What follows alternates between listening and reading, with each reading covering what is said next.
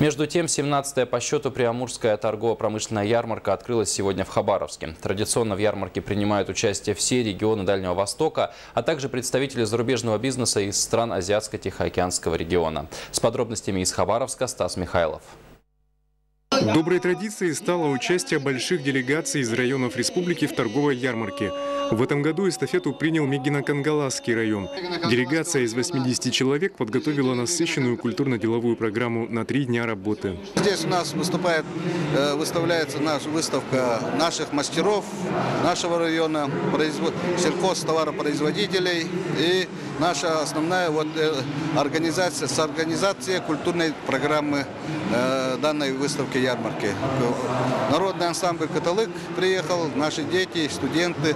В связи с санкциями здесь, конечно, местные товаропроизводители, очень много их, и с ними тоже должны проводить переговоры производителями ближайших регионов.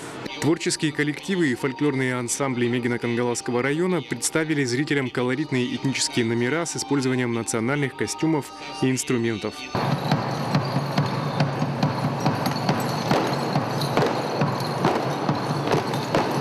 Всего в выставке принимают участие 9 якутских производителей пищевой, промышленной и ювелирной продукции.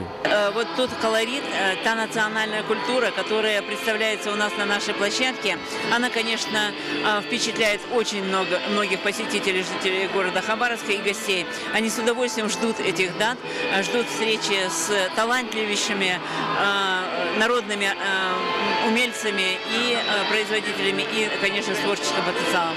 Посетители выставки голосуют рублем. По длине очередей можно судить об интересе к тому или иному участнику.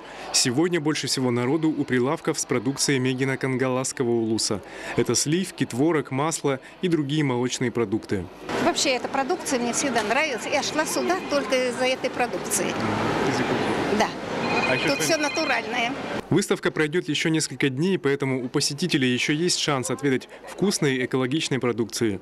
Стас Михайлов, НВК «Саха», Хабаровск.